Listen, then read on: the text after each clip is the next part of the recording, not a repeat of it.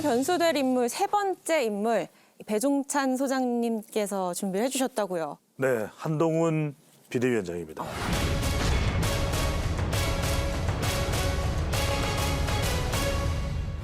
왜 변수인가요?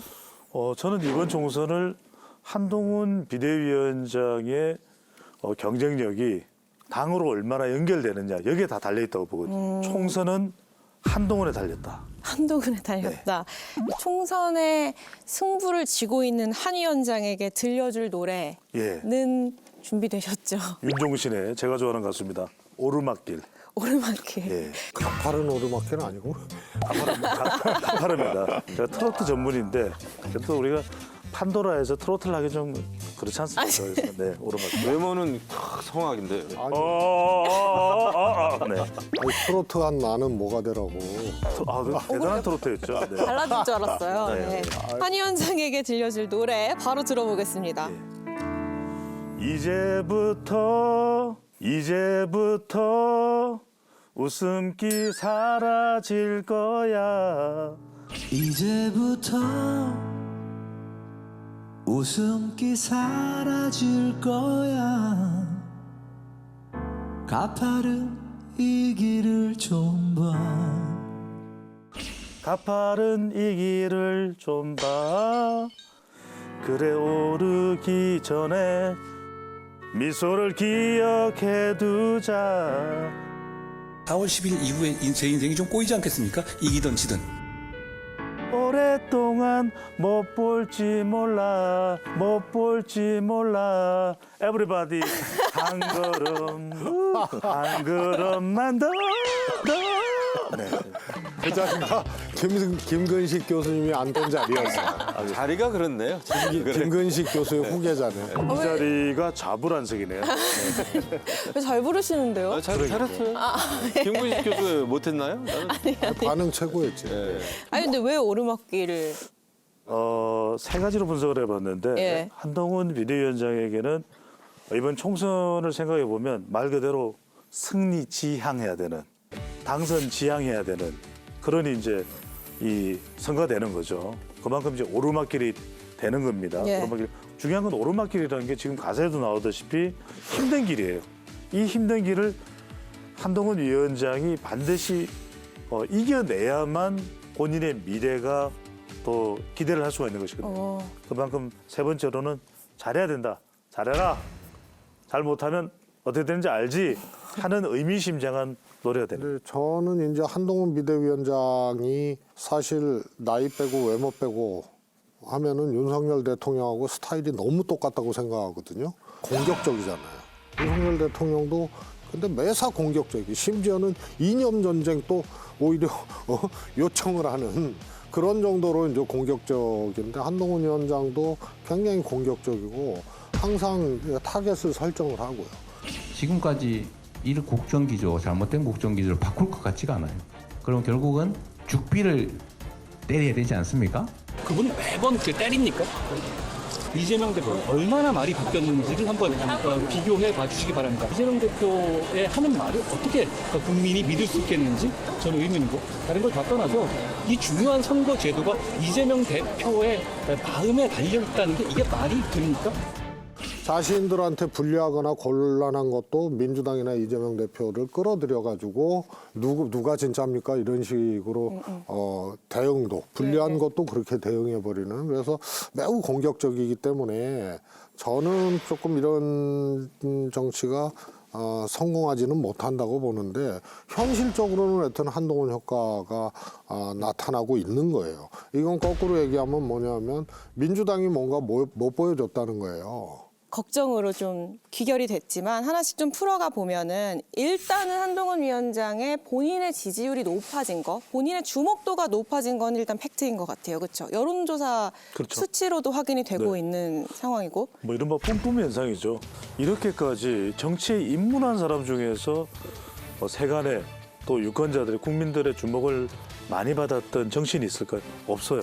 지지율상으로도 나타나고 있는데 MBN 여론조사를 보면 한동훈 위원장과 이재명 대표의 양자 가상 대결.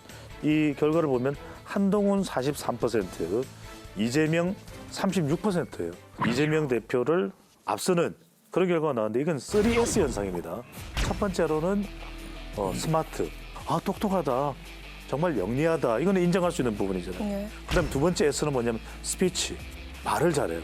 말을 잘하니까 중도층을 또 흡수하는 효과가 있고 마지막으로는 스타일이에요. 스타일이 딱 뭐 거의 뭐 저처럼 배가 안 나온 한 위원장이니까 여성들은 일단 그런 부분 자기 관리하는 부분에 대해서 인정을 해주거든요. 제로 콜라를 마시고 그렇죠. 라이트 바나나 우유를 마시고 이런 저는 왜 것들. 오리지널이죠? 이런 3S가 한동훈 위원장이 주목받고 그만큼 지금은 뭐 호감도겠죠. 뭔가 평가라기보다는 호감도가 매우 높게 나타나고 있다고 봐야겠죠. 제가 이제 뭐 경로당 다니면 어머니들이 한동훈 비대위원장하고 같이 오라고. 이게 저도 만난 적이 없습니다, 어머니가. 그런 얘기도 하고 지지난주인가요? 그 경동시장에 한번 한동훈 비대위원장이 왔는데 정말 구름 같은 사람들이 몰려들었어요. 근데 그게 무슨 당이나 뭐 지지자들뿐만이 아니고 일반적으로 길 가던 사람들도 한동훈 왔다며 그래가지고 막 몰려들더라고요.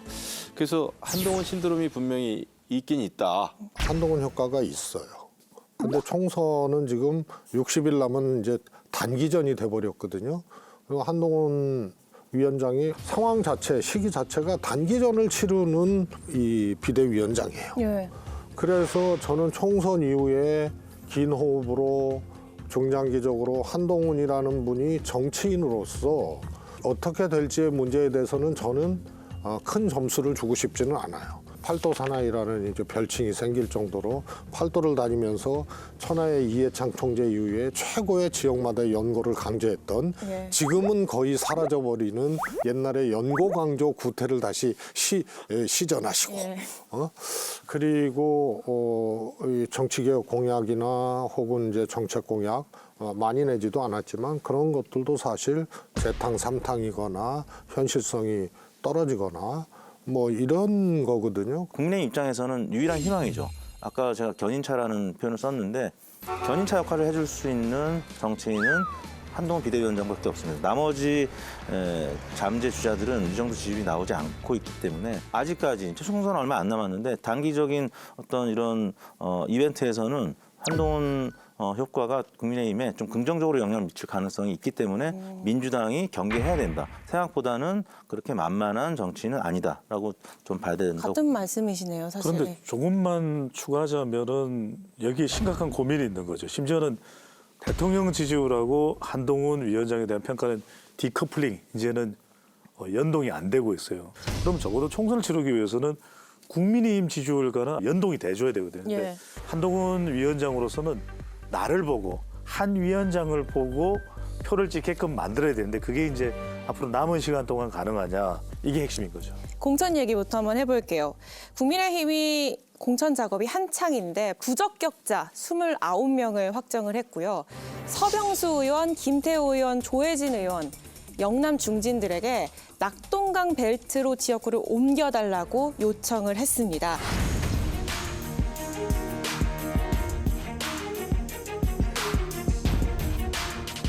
더 적극적으로 많은 사람이 헌신을 해야만 그것이 국민의힘의 승리의 길이라고 생각합니다. 저도 불출마하지 않았습니까?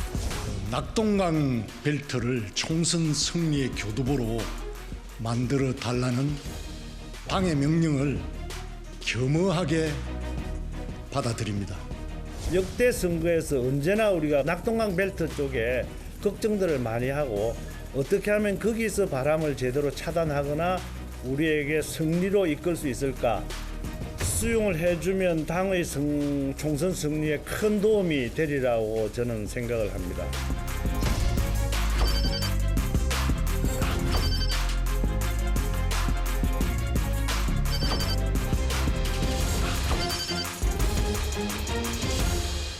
윤세출의 사무총장의 시각으로 상대당이지만 1차 공천 작업을 평가한다면 어떻습니까? 수요 공급이 안 맞아요. 국민의힘은. 지난번에 역대 최소 의석수거든요. 그러니까 그게 윤석열 리스트든 한동훈 리스트든 소위 말해서 이제 공천을 새롭게 이제 좀 새로운 사람으로 하려면 천상 이제 TK, PK의 현역들을 좀 이동시키거나 파낼 수밖에 없거든요. 그 말은 서병수, 김태우, 조혜진 의원이 옮겨갔잖아요. 험지로. 그럼 그 자리에 누군가를 꽂을 거다라는 말씀이신 거죠? 그렇죠. 근데 그 리스트가 용산 리스트랑 한동훈 리스트랑 맞는지 안 맞는지가 중요하다. 그렇습니다. 예. 어떻게 전망하세요? 그건 모르겠어요, 그거는. 근데 싱크로율 100%는 아닐 거다. 100%는 아닐 거다. 제가 볼 때도 한동훈 비대위원장이 관훈 클럽에서도 그런 얘기를 했어요. 사각 끼면 안 된다. 공천을 하는 과정에서 이기기 위한 목적만 생각하는 게 아니라 한 정당이 자기가 신세지거나 아는 사람을 은혜 갚는 식으로 끼워 넣는다든가 내부 정치나 자기 세력 확대를 목적으로 한 구도를 짜려는 것 이런 식의 사가 들어갔을 때 선거가 망하는 거라고 생각합니다. 사가 끼면 안 된다. 그렇죠. 그 사라는 것은 그 공천 과정에 있는 그 당 지도부라든지 정치인들, 유력 정치인들의 개인적인 욕심, 개인적인 어떤 호불호, 친소 관계에 의해서 공천이 이루어지면 진다는 겁니다. 그걸 굉장히 여러 차례 얘기하면서 강조를 하는데 그렇게 돼야 되는 거죠. 그리고 그 사각 끼면 안 된다는 말하고 그다음에 또 굉장히 자주 얘기했던 게 보니까 무조건 이겨야 된다. 이기는 선거가 중요하다라는 얘기를 또 굉장히 강조를 하더라고요.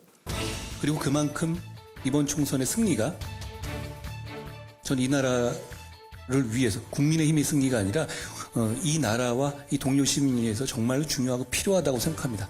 저는 그게 절실하다고 생각하니까 제가 어찌 보면 죽을 길인 걸 알면서도 나왔고요. 경선으로 갈 가능성도 저는 좀 크다고 봅니다. 그렇게 되면은 누군가를 내리꽂는 것은 굉장히 제한되지 않겠나 이번에는. 정말 전략적이 아니면 저는 전반적으로는 그렇게 좀 생각이 됩니다. 또 하나 주목했던 지역이 강남을 박진 전 장관 있는 지역. 이원모 전 인사비서관, 윤 대통령과 가까운 비서관으로 알려진 이 비서관이 강남을의 공천 심사를 신청했다는 것이 알려지면서 대통령실에서 불편한 심기를 드러냈다는 보도가 나왔죠. 이거는 누구의 메시지라 보세요?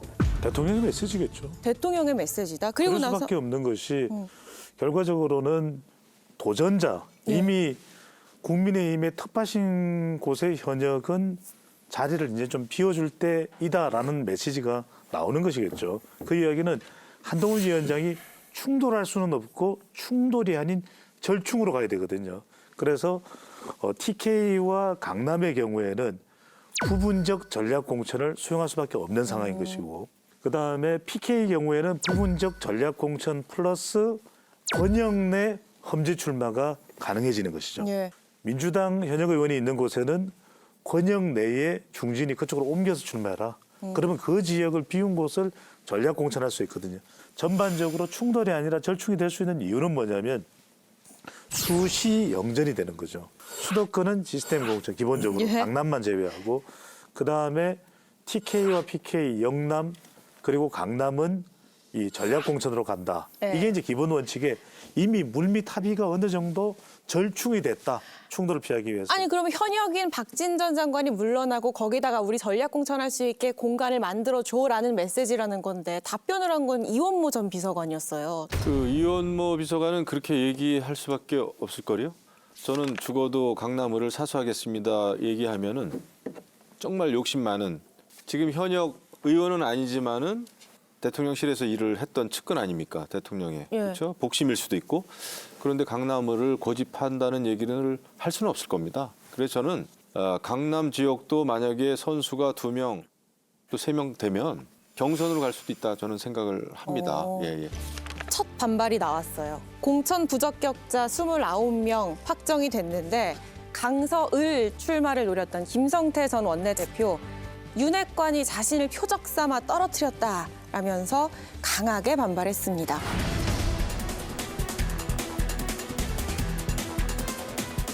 박성민 의원을 비롯한 대통령 측근이라고 자처하는 인사들이 이미 자신들의 입맛에 맞는 총선 구도를 만들고 또 지역 공천까지 자신들이 설계했습니다. 대통령 측근 인사라고 공간에 들어가 있는 한 인사가 특별 사면된 사람도 원천 배제되어야 한다는 그 주장을 해서 부인하지 않겠습니다. 굉장히 강한 톤으로 비판을 했어요. 박성민 의원 실명까지 거론을 했고 어떻게 들으셨어요? 김성태 전 의원 입장에서는 자체 여론조사를 비공표로 돌렸는데 거기서 아무튼 제일 이제 높게 나왔다라는 얘기인데 그럼에도 불구하고 뭐 사면 복권 이제 관련된 뭐 이런 부분 때문에 공천을 주지 않는다 이런 거는 이제 당사자 입장에서 받아들이기 어렵죠. 이제 21대 총선에 국민의힘 당시 미래통합당이 총선에서 이제 실패했던 이유가 이런 방심 공천. 그러니까 지지율 격차 아주 크면 모르겠는데 5%포인트 이른바 여론조사에서 오차범위 안팎 뭐 간신히 이기는 정도 이런 지역들도 현역이나 당협위원장들을 많이 바꾼 지역들이 있었어요. 이른바 돌려막기 한다고 막 다른 데로 갑자기 보내기도 하고 이런 부분 때문에 많은 의석을 잃었고요. 그다음에 김성태 전 의원 사례처럼 좀 승산이 확실히 있으면 여러 가지 뭐 감점 요인이 있더라도 공천을 주는 것이 아니면 만약에 신당으로 가든지 무소속으로 나오면은 결국에는 민주당 후보한테 유리한 판세가 형성될 수밖에 없는 것이거든요. 굉장히 부작용이 나오는 지금 하나의 케이스인데 이런 부분들이 앞으로 많아지면 한동훈 비대위원장 체제가 좀 어려울 수 있죠. 김성태 전 그 원내대표의 심정은 이해가 가져져도 거기가 이제 강서에서 그 어려운 지역에서 나름대로 또 3선을 했고 또 원내대표 하면서 당 원내대표로서 문재인 정부에 대해서 굉장히 이제 적극적으로 소위 그 비판하고 싸웠던 그 원내대표인데 지금 이제 당으로부터 소외됐다. 이런 상황 아닙니까? 예. 그러다 보니까 그 심정은 이해가 가요. 그리고 그 지역에서 지금 현재 뭐 특출난 어떤 이길 수 있는 후보가 나타난 건 아직도 아니고 이런 상황에서 이해는 갑니다. 그래서 이기는 공천을 위해서 어떻게 앞으로 그럼 그 지역을 공천할 건지 좀 궁금하긴 해요. 대안이 없는지 않느냐라는 게 김성태 전 의원의 주장이죠. 사실 한동훈 위원장 오면서 공천 주도권이 소위 말하는 윤핵관 이철규 의원에서 한동훈 위원장으로 옮겨갔다라는 취지의 이제 분석들이 많았는데 김성태 원내대표 얘기를 들어보면은 아직 아니라는 거잖아요. 최근에 보니까 원래 이제 공격적인 대진표를 짜는 게 이제 야당의 그게 전통적인 이제 방식이었는데 이거 뺏긴 것 같아요. 바뀌었어요, 뭔가 네. 지금.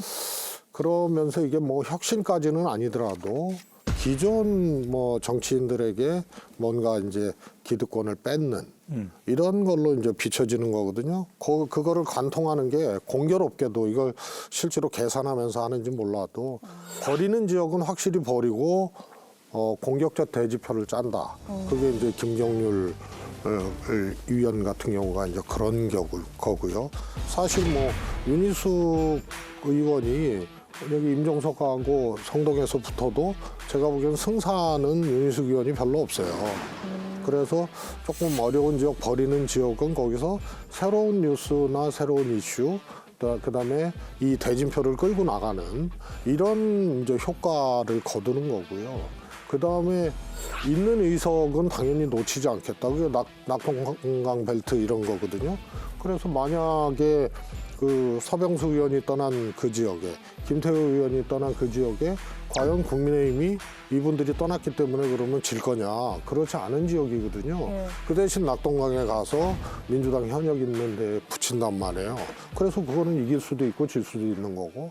그래서 계산서 자체는 제가 보기엔 잘 이 셈을 하면서 지금 이렇게 가고 있는 거 아닌가 이런 생각이 들어요. 용산과 그리고 이 공천 관리를 하는 쪽에서는 어떤 사람들은 책임지고 물러나거나 또는 공천에서 감점이 될 수밖에 없다라는 것을 분명히 한 겁니다. 이철규 의원의 이 발언에 고스란히 담겨 있어요.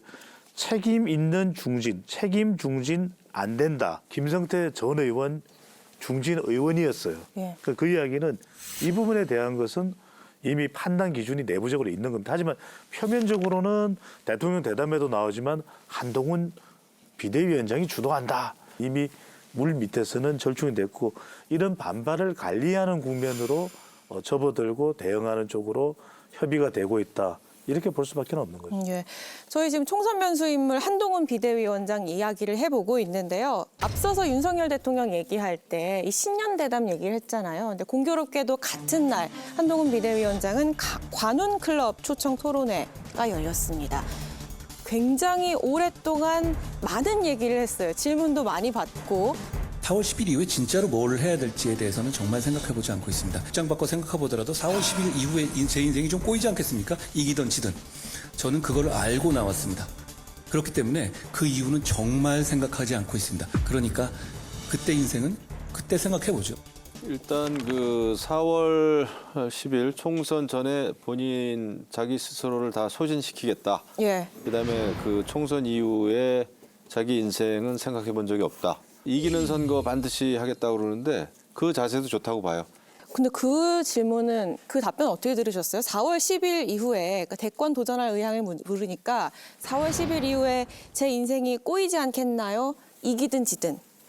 그거는 저는 그렇게 받아들였어요. 이제 정치를 하는 사람 입장에서는 4월 10일 승리를 위해서는 엄청난 또 본인이 무리수를 둘 수도 있고 또 공천 과정에서 굉장히 어떤 그 드라마가 많이 나오잖아요. 그거는 또 악역을 담당해야 될 수도 있고요. 또 기득권을 남의 기득권을 빼앗아야 되는 입장이기도 하고 그렇게 되면은 인간적으로는 굉장히 그 어려운 과정입니다.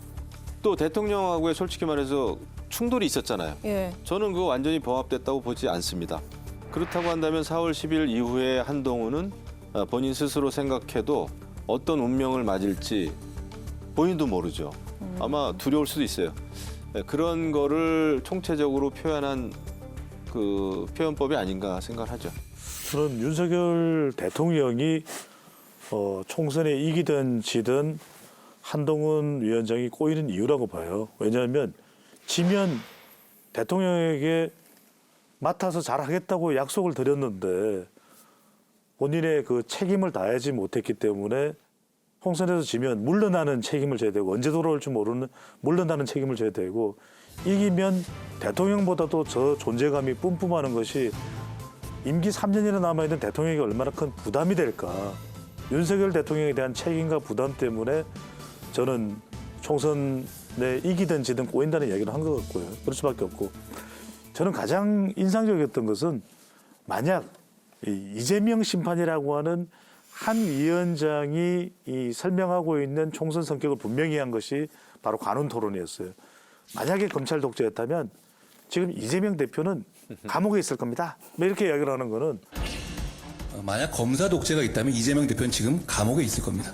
검사 독재라는 말 자체는 일단 검사를 사칭한 분이 이런 말씀하시는 게 좀 코미디 같긴 합니다. 민주당은 얼마 전에 이재명 대표 피습 이후에 말도 안 되는 음모론을 퍼뜨리면서 경찰을 집중적으로 공략했습니다. 검찰이 없어지면 다음번에 공약은 경찰을 없애는 겁니까? 검사 독재요? 그렇게 검사 독재한다면 이재명 대표가 지금 길거리를 돌아다닐 수가 있겠습니까? 관훈 토론에서 다른 것보다도 이재명 심판이라고 하는 본인의 그 총선 성격을 분명히 한 자리였던 것으로 보입니다. 정무적인 발언, 정치적인 발언을 굉장히 잘 하는 스타일이기 때문에 뭐 거침없이 이야기를 했고 물론 이제 민주당 지지층 입장에서는 여러 가지 비판적인 시각이 있을 수 있습니다만 그래도 뭐 아직까지는 여당 대표로서의 이제 집권 초기 활동은 무난하게 지금 해오고 있다라고 보여집니다. 안철수 대표가 처음 정치권에 이제 진입했을 때 그때 뭐 열풍이 엄청났거든요. 그래서 어떤 사람이 그러더라고요. 한동훈 비대위원장이 정치 입문을 하고 지지율이 선호도가 좀 높아지고 있다. 근데 안철수 대표가 처음 입문할 때에 비하면은 안철수 대표는 아마 건국을 했을 것이다. 이런 표현을 했거든요. 그때가 훨씬 높았어요? 네. 나는 첫 번째로 한동훈 비대위원장이 실제로 권력 의지가 있는지 이거에 대해서 조금 궁금해요. 그게 무슨 말이에요? 가령 이제 진짜 용꿈을 꾸고 있는지, 제가 대통령이 돼서 뭘 해보겠다는 그런 의지가 있는지 이게 이제 확인이 잘 안 되는 게 하나 있고요. 가령 다시 국무위원 내지는 뭐 총리를 하면서 그러면은 다음에 선거는 이제 지방선거인데요. 2년 후란 말이에요. 그러면 2년 동안 국회의원도 아니고 현역 정치인도 아니고 이런 한동훈 위원장이 대통령과의 어떤 갈등이 한번 일어난 상황에서 무엇으로 자기 행보를 할 거냐. 이 점이 마땅치가 않아요.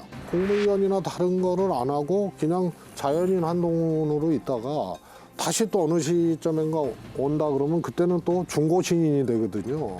그래서 제가 보기에는 총선 후에